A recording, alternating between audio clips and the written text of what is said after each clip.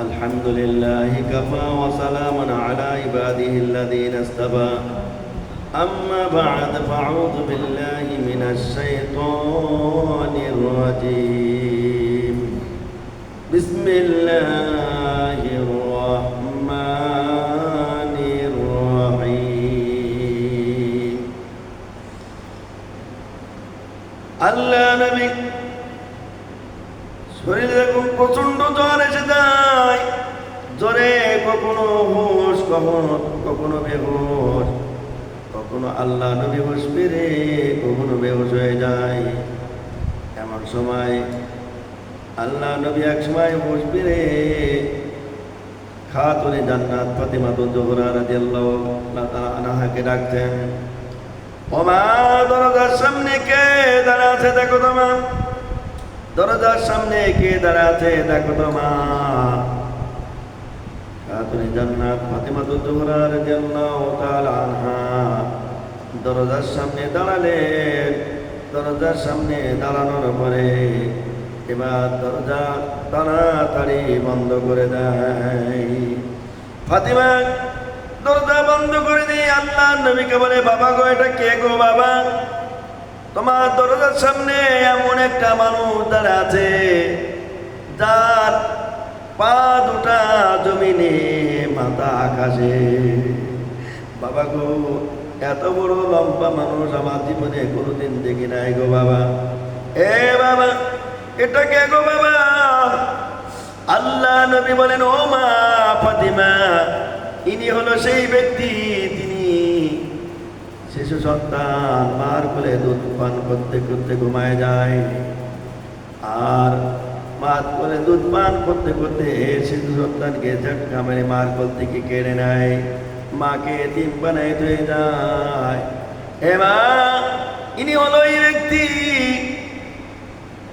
মা শিশুকে দুধ পান করাচ্ছে, দুধ পান শিশু করতেছে, দুধ পান শেষ না হতে হতে মাকে দুনিয়া থেকে ঝটকা মেরে শিশুকে এতিম বানায় হয়ে যায়। মা গো, আর অল্প কিছুক্ষণ পরে তোমার বাবাকে নিয়ে যাবে গো, আর তোমাকে এতিম বানায় হয়ে যাবে। খাতুনে জান্নাত ফাতিমাতুজ জোহরা রাদিয়াল্লাহু তাআলা আনহা এই কথা শোনার সঙ্গে সঙ্গে বেহুশ হয়ে যায়, বেহুশ হয়ে পড়ে যায়। আল্লাহ নবী ফাতিমাকে সান্ত্বনা দেন, ডাক দিয়ে বলেন, ও মা ফাতিমা, কেঁদো না গো মা, ও মা কেঁদো না, আমি কথা দিচ্ছি গো মা, আমার মৃত্যুর পূর্বে কোনো মানুষের মৃত্যু হবে না, কোনো মানুষের মৃত্যু হবে না 6 মাসের ভিতরে। আমি কথা দিলাম 6 মাস পরে তোমার সঙ্গে দেখা হবে গো মা। এবার কেঁদো না গো মা, সর্বপ্রথম তোমার সঙ্গে দেখা হবে কোনো মদিনার ভিতরে, এই 6 মাসের ভিতরে কোনো মানুষের মৃত্যু হবে না, 6 মাস পরে সর্বপ্রথম তোমার সঙ্গে দেখা হবে গো মা। আল্লাহ নবী এই সংবাদ জানালেন, জানানোর সঙ্গে সঙ্গে ফাতিমাতুজ জোহরা রাদিয়াল্লাহু তাআলা মিষ্টি মিষ্টি হাসি দিলেন।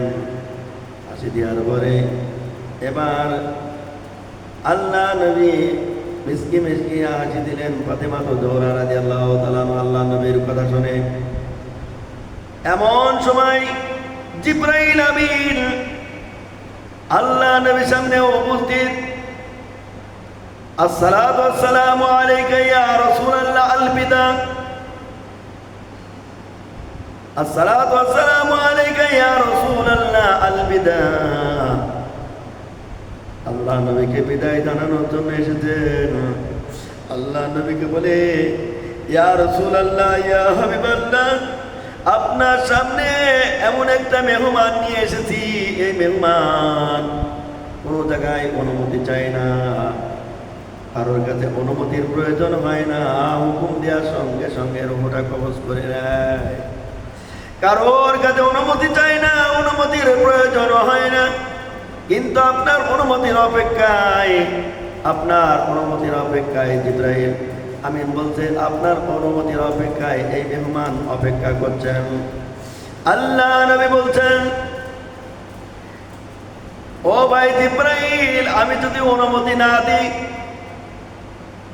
আল্লাহ নবীর জবাবে জিব্রাইল আমিন বললেন, ইয়া রাসূলুল্লাহ, ইয়া হাবিবাল্লাহ, আপনি যদি অনুমতি না দেন তাহলে তিনি আল্লাহর কাছে ফিরে যাবেন। তবে একটা সুসংবাদ আপনাকে দিচ্ছি, একদিকে মালাকুল মউত ফিরে যাবে, অপরদিকে আল্লাহ রাব্বুল আলামিন আপনার দিদারের অপেক্ষায় ইন্তজার করছেন, অপেক্ষা করছেন।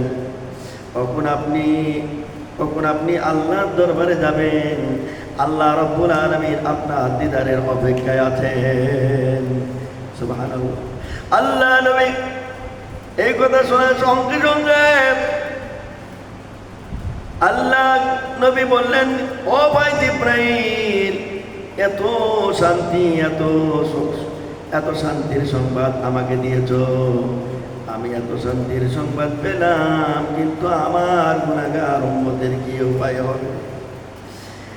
আল্লাহ নবীকে হযরত জিব্রাইল আমিন বললেন, ইয়া রাসূলুল্লাহ, ইয়া হাবিবাল্লাহ, আপনি কোনো চিন্তা করবেন না, আপনার উম্মতের দায়িত্ব আল্লাহ রাব্বুল আলামিন নিজেই নিয়েছেন। সুবহানাল্লাহ।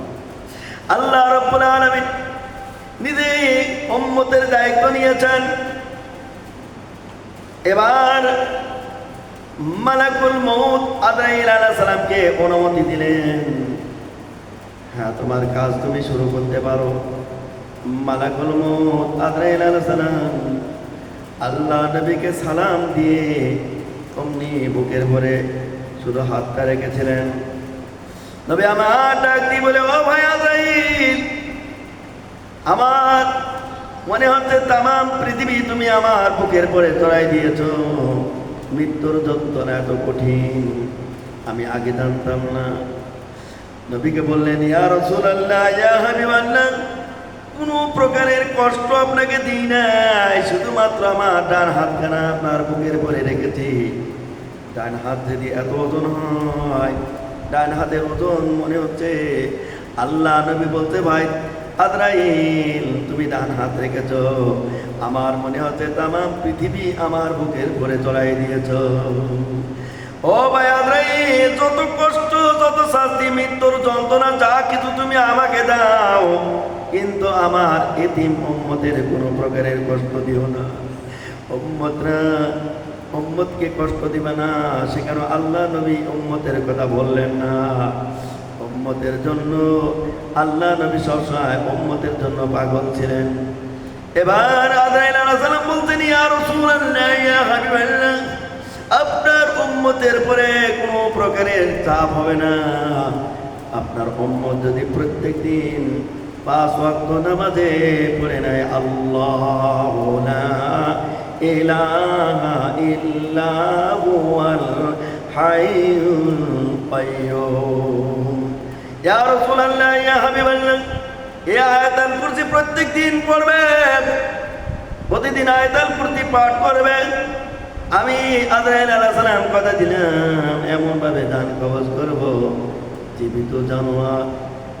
আমি কথা দিলাম, শিশু সন্তান মার কোলে যেরকম দুধ পান করতে করতে ঘুমায় যায়, এর থেকে অধিক আরামে আপনার উম্মত ঘুমায় যাবে, কিছুই জানতে পাবে না। মালাকুল মউত আজরাইল আলাইহিস সালাম রূহ কবজ করছেন, হযরতে জিব্রাইল আমিন বসে আছেন। এবার আল্লাহ নবী বললেন, শেষ পর্যায়ে সর্বশেষ কথা বললেন, আসসালাত আসসালাত আসসালাত ওয়া মা মালাকাত আইমানিহিম আসসালাত। উম্মতে মুহাম্মাদিরা, তোমরা নামাজ ছেড়ো না, নামাজ তোমরা ছেড়ে দিও না। মৃত্যুর সময় নামাজের কথা বললেন, কোন সময় সালাতের কথা বলেন নাই। আল্লাহ নবী সর্বশেষ কথা বললেন, উম্মতে মুহাম্মাদিরা, তোমরা সালাত ছেড়ে দিও না, তোমরা 5 ওয়াক্ত সালাত আদায় করো, আল্লাহর হুকুম পালন করো। আল্লাহ রাব্বুল আলামিন তার নবীর শেষ কথাটা মুখ দিয়ে এটাই বলালেন, আসসালাত আসসালাত ওয়া মা মালাকাত আইমানিহিম, উম্মতি মুহাম্মাদিরা, তোমরা নামাজ ছেড়ো না, নামাজ ছেড়ে দিও না।